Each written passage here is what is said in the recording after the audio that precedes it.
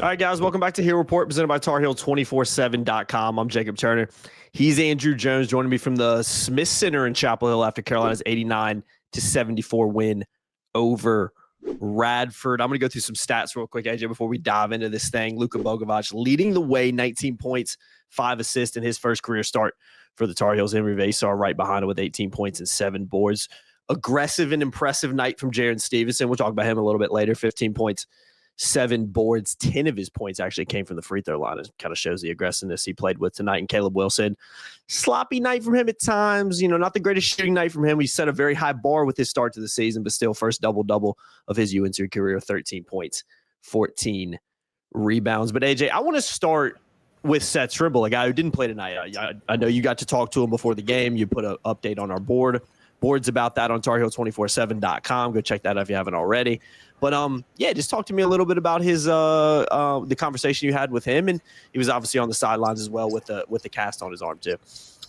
Well, as you know, I always come out before games and check stuff out. There's nothing's ever going to happen in the press room, so I come out and a couple times, and I shoot videos and photos of the players, put them out on Twitter just to get people fired up, and I just like to get a feel. I will watch different players sometimes, watch their stroke, that kind of thing. And there's Seth over in the corner. He was taking a photo with a fan and signing a poster or something like that. And he turned and started to walk away from him. And I went up to him. I said, "What the hell happened to you?" He's like, "Oh man." I said, "Was it a practice?" I said, "Practice or what?" He says, "It was practice. It was it was a weightlifting injury." Like a workout equipment fell on him. Workout, yeah, exactly. And he called it practice because their weights are mandatory and part of the practice realm, if you will. And so he got a surgery yesterday, Monday, and had the cast, finger sticking out. He showed me the cast. And I asked him, I said, "So how long?" He said 6 to 7 weeks. And then he quickly said, "But I'm a fast healer." He says, "You know I am. I came back from that concussion real fast last year." Mm-hmm. I said, "Actually, you did, because usually it'd be like a month for some guys." And he was back. I think he missed 3 games, maybe. Yeah, he didn't play super great afterward, but let's remember it was a concussion. So then I just said, "Well, how are you doing about it?" He says, "Look, man," he goes, "I didn't play that well the other night. He had 22. I needed a reset." So the reason this is important is because I think this group is really super locked in. And I think that's Seth's way of saying he's locked in. He doesn't care that Darren Peterson may be a number 1 pick. Doesn't care that he was the number 1 high school player in the country last year and is going to be one of the top players in the Big 12 this year. Don't care about that. 8 for 14, 22 points. In Seth's world, he didn't do his job. In everybody else's world, he did a hell of a job on him, right?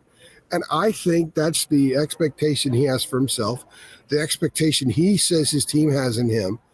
And I just think it's another little small layer of how we're learning about what we're learning about this team and how they're wired. And they're wired completely different from last year's team. They're wired more like 2 years ago. That club was kind of wired to, nuke and pave every chance they got, pretty much. And they didn't always do it because they weren't super, super gifted. This is a more gifted team, I think, personally.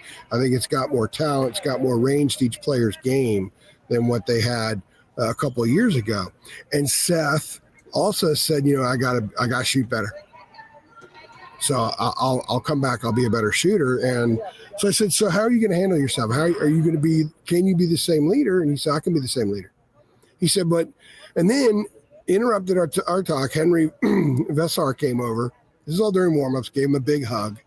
And Henry comes over and says, "You're my dog, with his accent.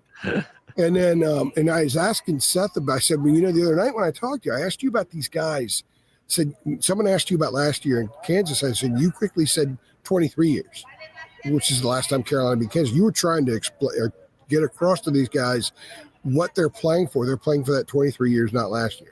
And not just this year. They're playing for all this, the name of the floor, the name of the building, this stuff, all the laundry that's above us." And then that's when Henry came over. And when they finished and Henry walked off and shot the ball or something, Seth turned to me and he said, "He gets it." Pointing to Henry.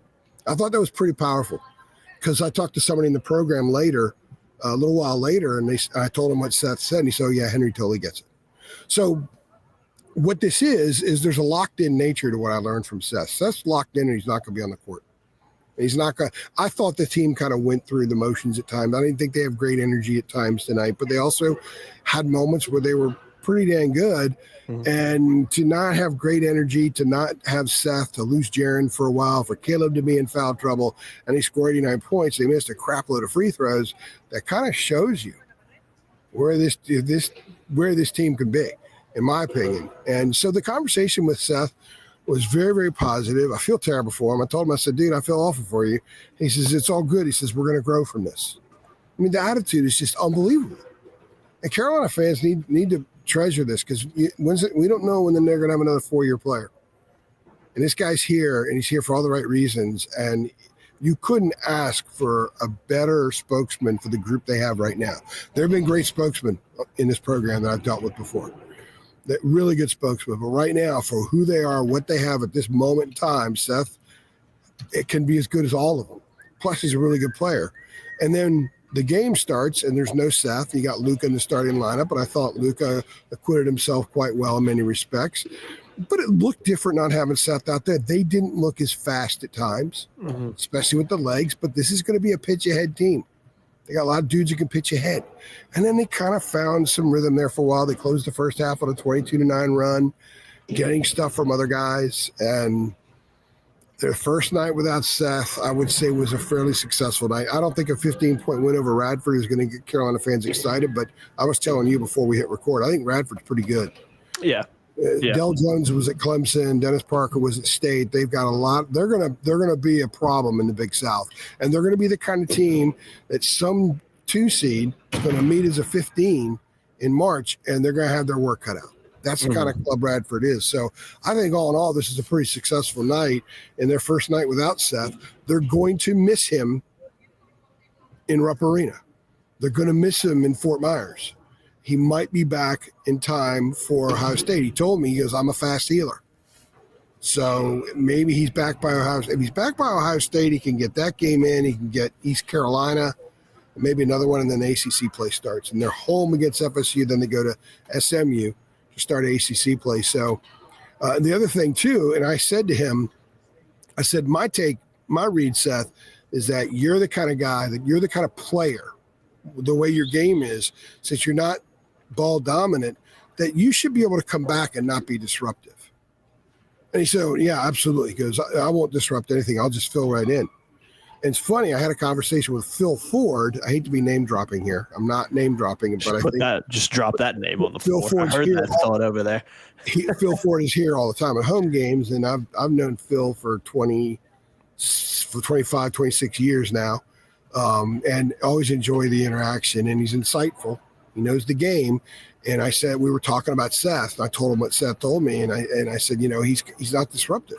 He won't be disruptive. And right away, Phil said, not at all. He's one of those guys that he'll add when you bring him back. He'll add to what they're doing, but he won't get in the way of what anybody else is doing.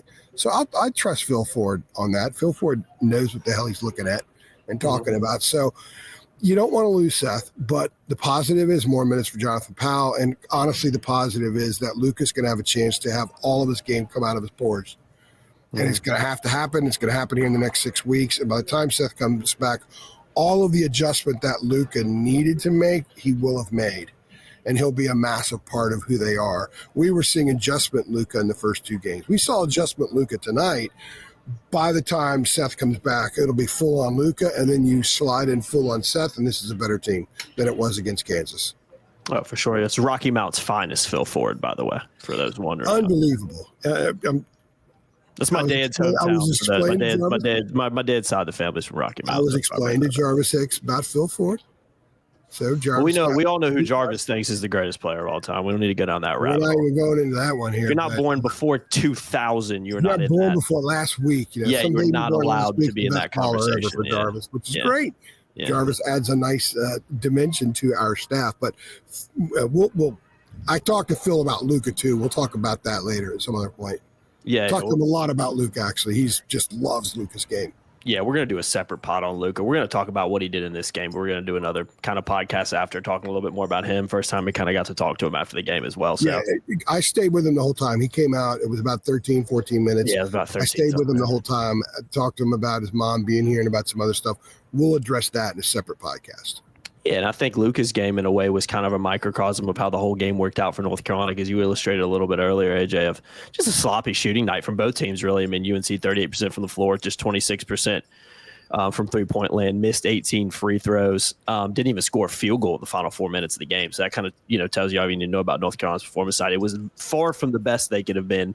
But they still win by 15 against who I agree with, I think is a pretty decent and potentially pretty good Radford team, especially in that conference. So, yeah, all things considered, not the greatest night for North Carolina, but still a relatively comfortable win. And just the same with Luca. I mean, not a great shooting night from Luca Bogovac by any way, shape, or form. I know he was 17 from 18 from the floor, but just 3 of 11 from three-point land. Did finish with 19 points, however, and also had a team-high 5 assists along with Kion Evans, who also was very quiet on the offensive side of the ball tonight. But, yeah, man, I think Luca was very impressive. And I tweeted out I think it was early in the second half.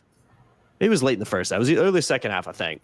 And I basically said all the lines of, like, we have not seen Luca put the entire package together, but, oh, my God, you can see it in glimpses. And when he gets to that point, his game is going to be absolutely fantastic. I mean, I joked you off camera, AJ. If he shoots the ball a little bit better, I was watching the game, and you're like, this kid could add 40 tonight if he just shot it at a halfway decent clip, because not only did he miss some shots, but he missed some open looks that he had as well. It wasn't like, some of the shots he missed, he will make in the future. So we'll talk about him more in a separate pod, but what did you make of his game in particular tonight? Because you can see the pieces, you can see the talent, you can see why Carolina went out and got him. There's no doubt about it. And when he finally clicks, which I think he will sooner rather than later, I mean, he's going to be a fun player to watch, man. He really is. Well, he clicked at times tonight. It's not going to happen with a. I want to see him put the entire package together, because it's there. Yeah, it's there. This is not a light switch thing. This is, if you're going to build an igloo, you have to do one block of ice at a time, right? I mean, with Luke, I think we added about 9 or 10 blocks of ice tonight, and in time that igloo will be full. And it'll be complete, and it'll be warm and cozy inside, and Luca will be doing Luca things, I believe. If you go look at the early part of the game, his threes looked different. His shot looked a little different than it did later in the game. Looked prettier later in the game. There was sort of a quick pullback on the release every once in a while, and he said afterward that he was nervous. This is a big deal here, man. He's played professionally. He says basketball is the number 1 sport in this country. In Montenegro, it's a big deal. It is passionate, and he's played in raucous places. I can only imagine some of the places he's played in, environments he's played in over there. But this is a different animal. This place is the Taj Mahal, man. So he knows what kind of fan base he's playing in front of. He has a really good idea of everything that hangs up here, what it means, what it represents. He did a crash course, but he knew about North Carolina before he came. And we'll talk about that in the other podcast, but I'm getting to something. So he's not just going out there and just playing ball. He's kind of carrying some weight. This is all weight around here. And then you add on top of that the fact that all he wants to do is play ball, and he couldn't for a while. So that stressed him some.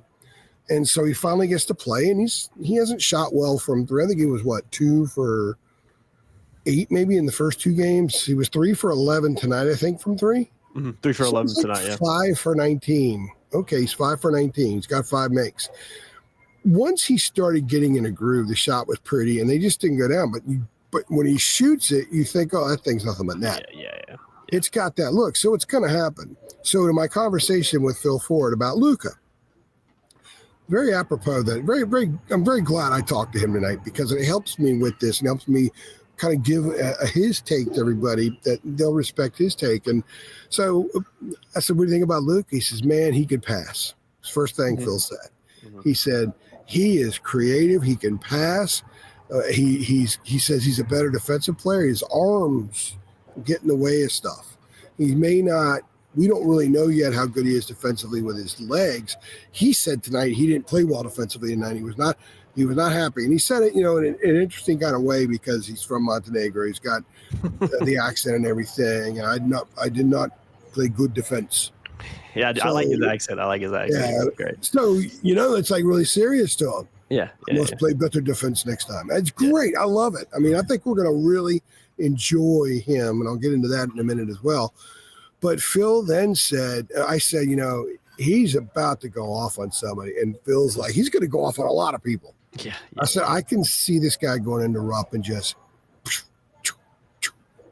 go nuts. Mm-hmm. And he's like, he's that kind of player. He says, I've seen him. He's that damn good. Mm-hmm. And it's going to happen. And everyone's patient here. And Hubert understands there's a process to it and all. So, I mean, I don't want to build him up like he's the next coming, because he's not the next coming. But I think for a program that has needed a dude that could just straight fill it up, I think he's that guy. But there's so much more to his game. Mm-hmm. I got a text from Sunday night and say that dude has incredible floor awareness, and this is someone who knows basketball, knows it really, really well. And a little while later, this same person texted me during the game and said he's going to be a stat sheet stuffer. He had 5 assists tonight. He's a pro. He's a pro. He even in warm-ups. When I was watching him in warm-ups tonight, everything he does is like a pro. Yeah. And he is a pro, and other guys are going to have to get used to play. Kevin Roy, our photographer, was on the baseline and said Luca shot a 3 early, and there was a dead ball right afterward. And Caleb Wilson got into him and said, why the F are you shooting the 3? He goes, drive. You drive, they're going to foul you every time. Well, Luca drove and got fouled a lot. Mm-hmm.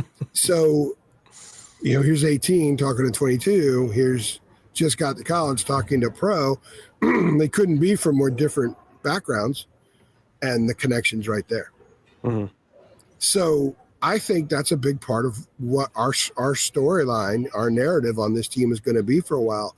They've got a lot of those unique connections, and there's connection here, connection there, and it's all kind of bundled up. This one big ball of connection that some parts will strengthen as the season goes on. That needs strengthening. Some parts will get even stronger. They'll be ironclad. Mm-hmm. I just think there's just so many little things about this team that should give Carolina fans a lot of confidence that they're going to handle stuff. They faced adversity tonight, by the way. No Seth, and the injury is damaging. I mean, it's damaging. Your guy gets hurt. That's damaging. Yeah. Players think about it. Then Jarin Stevenson looks like he blows a left ankle, I guess. Yeah, ankle. Yeah, he landed weird early on, and he was in unbelievable pain. He went through the tunnel over there, and we think, okay, now they're down 2 starters. And then Caleb Wilson picks up a second foul, and surprisingly, Hubert put him back in the first half. He picked up his 3rd. So they're kind of looking around and saying, hey, the composition we've been for the last 3 weeks since we went to Salt Lake City, we're not now. So we've got to figure out a way around that. And Jarin came back in. They close out on a 22-9 run to close out the first half. And then Luca really got going. He hit a couple of shots late. He missed his first 6. He hit a 3 with 2:31 left in the half. Got a layup a minute and a half later of game time. And that was enough. When he went in the locker room, kind of felt like a normal player. And he came out, that was his groove. And he said once he felt like he was getting a groove, he started losing himself in the game a little bit more. And that's the guy you saw in the second half. So to the person who replied to one of our tweets about him that he's the next Cade Tyson. I knew we'd get a couple of those. Cade's having a great year, great start at Minnesota. I'm happy for him. Cade was a really decent guy to deal with last year. Hope he has a great year. This just wasn't a fit. Didn't work. Cut the crap. This dude's different. This bird's different, man. And they got a lot of different guys in this team, which is a lot of self-policing guys, which, again, there's 1,000 boxes a team can check, and this team checks several hundred already, and it's mid-November. Talent, experience, leadership. Oh, and we got a pretty dang good true freshman, arguably the best in the country, down there doing his thing too. So yeah, I agree. There's just a lot of individual parts in particular to like about this team, and this is a team playing its 3rd real game as a unit together. I mean, I think there's a lot of potential here to continue to get better. Their top 3 highest volume scorers are probably going to be Luca, Caleb, and Henry. Mm-hmm. And they're exceptionally willing passers. Very unselfish team. They're a very unselfish team. And I love the way they move the ball at times. Well, they have 15 assists tonight. Was that what it was? And that's just a lot of stuff missed. Like they didn't do it. I think Radford surprised them with how they challenged at the rim. I think Radford was a great opponent for them to play after the Kansas game. It was 22-22, 7.5 minutes left in the first half. And it was a 12-point game before a quick little 8-0 spurt. With about 13 minutes left, it was a 12-point game.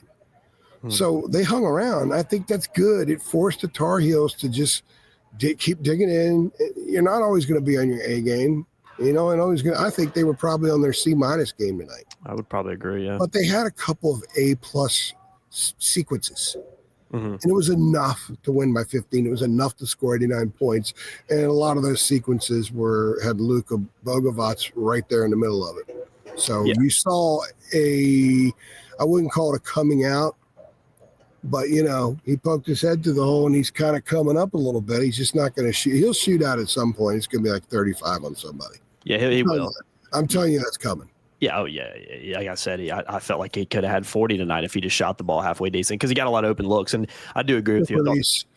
I thought the first half, looking at his shot, and who am I to tell Luca Krajnovic how to shoot a basketball, but I just thought it just lacked a follow through. There was a couple shots where he kind of just flicked it up there, and I'm like, that's not how he shoots the ball normally, and we saw it in the second half. More line when he does that, doesn't have the great rotation. A couple of them when he shot it like he normally does. The rotation, it's breathtaking. Smooth. It really is. It's absolutely breathtaking. He's just a smooth player all over the court, and again, we need to stop talking about him. And he's more athletic than anybody thought. Yeah, so we're making this. Hubert called him a four-level scorer today. Yeah. First time I've heard Hubert call him that. I asked Hubert about his passing ability. I said, when y'all were recruiting him and looking on film and combing through stuff, did you realize he was this good a passer? Hubert's like, yeah, that was what I liked the most about him. I don't know. Hubert did say a couple months ago that he makes shots, and I like shot makers. Yeah. But maybe that is him. He's a guy that could get 5 or 6 assists and still score 25 and never – he takes a lot of shots, and he might be one of those high volume shooters that doesn't take bad shots, and his teammates are okay with that because that's just who he is. And then you have Jarin Stevenson, who scored 15 and takes just a handful of shots, and that's kind of who he is. And they're okay being out there together on the court at the same time. There was nothing uncomfortable other than the fact they just didn't have great giddy up. They didn't have that next gear in their step very consistently. They had it a couple of times, but not consistently. Yeah. Kind of first half kind of reminded me of the Kansas game, albeit against a completely different opponent. I just thought Carolina didn't shoot the ball well. It was a little bit sloppy, too many turnovers, and just looked a little bit off it. And then we saw that towards the end of the first half, 22-9 run, and the game was over pretty much. So they also struggled with Radford's zone somehow. I think it was good for them that Radford played a lot. Radford was doubling the bigs. A couple times Henry would step out of the lane and get a pass, and Radford's going to cause a lot of trouble to Big South doubling bigs. They did that very nicely. They were so sound in some of the things they did, and that makes this a better workout, more than a workout for the Tar Heels. It was a game, and they got a lot more out of it than you would think. Radford coming in on a Tuesday night on November 11th. Yeah, it was a good game. It was a good game for North Carolina all the way around. I want to talk about Jarin Stevenson real quick, and then we're going to head on out of here. But impressive night from him, really aggressive, 14 points, 7 rebounds. Again, like I mentioned earlier, 10 for 12 from the free throw line. So 10 of his 15 points coming from the charity stripe. And that speaks to why I think he was so easy to say he was very aggressive tonight. And that was a little bit of a different thing than we've seen from him this season. I think we've seen it in glimpses along with, again, Carolina's so early in the season. There's a lot of new guys still getting used to things, but we've seen Stevenson make some shots, hit some threes, get in the lane and do some impressive stuff, affect guys on defense. But it felt like tonight we saw him take that aggressiveness up to another level. And I forgot who asked him about it in the press conference, but even Hubert was like, I'm glad you asked about that because I completely agree with you. Rod Baxley. Rod Baxley. Shout out Rod Baxley. Rod's fantastic. Faithful observer, part of the USA Today Network. Yeah, he was on our football show for what game? TCU game, first game of the season. But yeah, I was impressed with Stevenson just because of the aggressiveness tonight. Again, I think a microcosm of the whole team. He still didn't shoot the ball well, 1 for 5 from 3, 2 for 6 from the floor. But I like that he was getting to the rim. And I mean, again, he was just one of the many guys because I think there was about 6,427 free throws tonight. What an incredible game in that respect. Was it 4 Radford guys that fouled out tonight or something like that? It was just, it felt like a game that was never going to end. It's like, we just stopped fouling each other and just like, this game's been over for an hour. Let's just get this thing over with. Sorry about it. The 49 free throws were the most since they played Maryland here in 2004. And when Kirsch was telling us in the press room, I was like, oh yeah, I covered that game. He goes, I bet you did. I did cover that game. They shot 50 against Maryland that night, and Gary Williams was furious about it. But the problem is Maryland fouled like crazy the last 4 minutes of that game, which added to it. And of course, the next day in the Washington Post or the Washington D.C. sports radio, my friends were telling me they were, oh, Carolina refs. Oh yeah, which the Maryland fans used to love to chant. But 49 free throws tonight. I just think that Radford was challenging stuff. Mm-hmm. So I think that's what Radford needs to do if that's who they're going to be, and I think that made Carolina better. Mm-hmm. So Jarin against Central Arkansas, Jarin had like a double, triple pump fake around the basket over here. I'm on the TV. I'm on the bench side of the floor right now. So like Carolina bench there, Radford bench there, and against Central Arkansas, he had like a double, triple pump. And he tried to go up for a shot. It didn't get to the rim. It was challenged.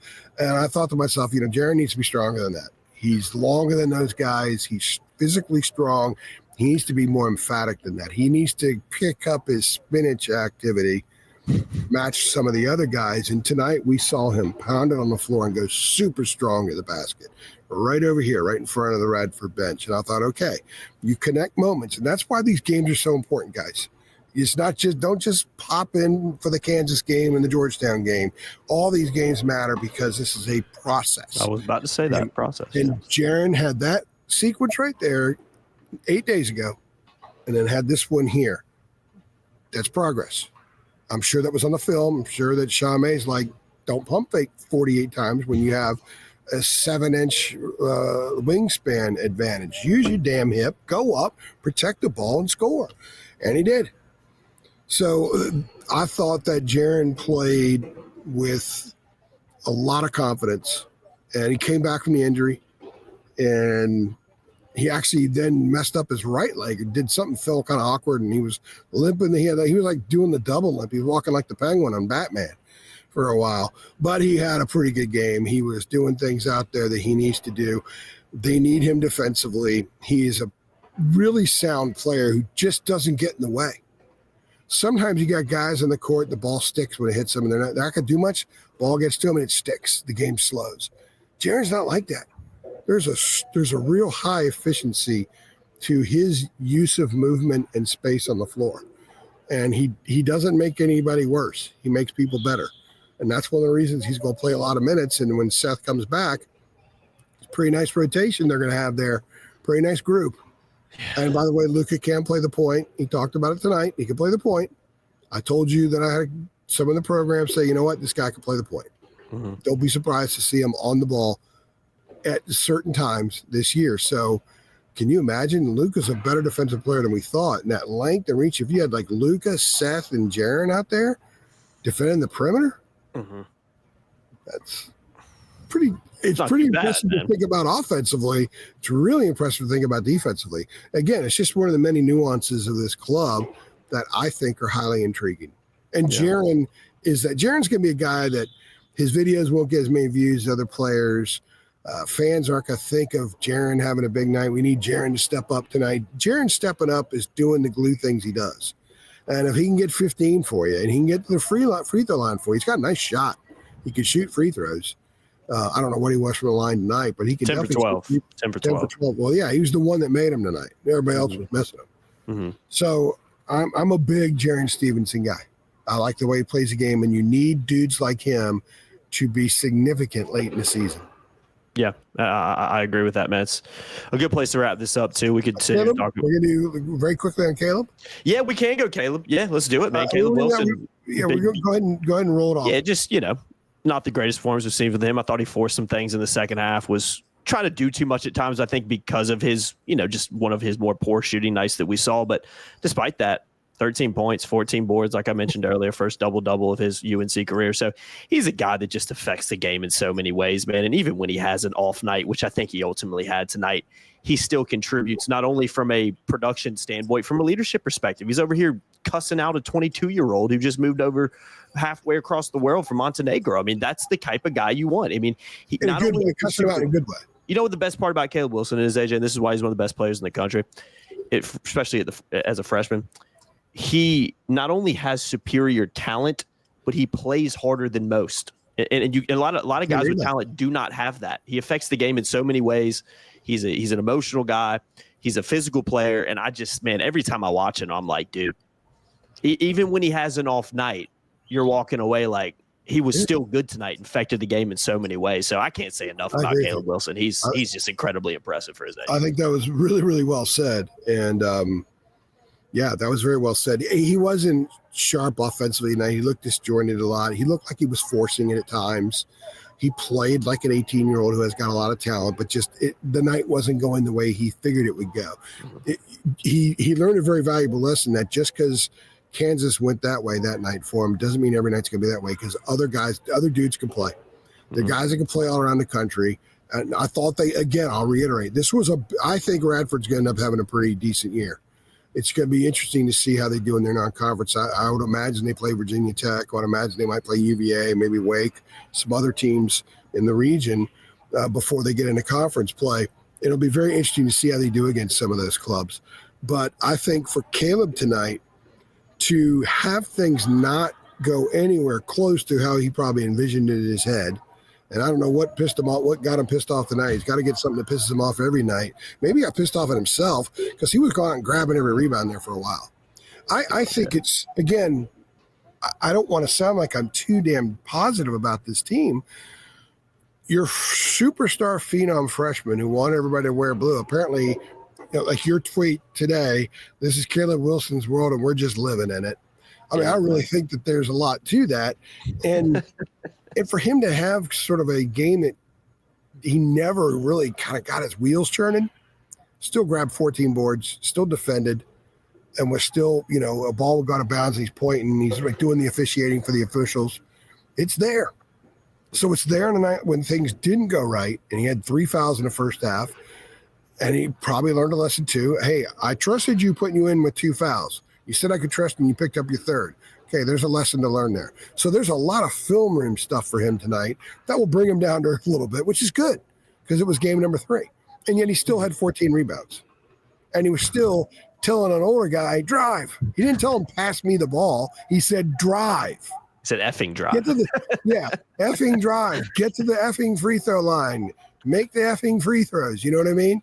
You can't I think that's phenomenal. And I think that is what radiates from this entire bunch, to be perfectly honest with you. And I think the next few months are going to be a lot of fun covering these guys and learning these stories when we go talk to them afterward and all that, because these guys talk. They're very open about it. They're all here. They're here for a reason. Luke is here. He ain't here to screw around. Henry's not here to screw around.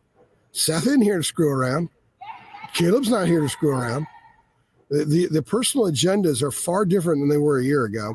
And as a result, the whole agenda is a lot more doable. Hubert's agenda is the agenda and the standard. And Hubert understands they haven't been quite at the Carolina standard of late. He knows that. He knows when he walks in here, there's a massive responsibility to live up to all this. He knows that. Trust me. I know for a fact he knows this and knows that they need to be better. And I think that he's got a group right now that has a chance of kind of adding to what's in here. Mm-hmm.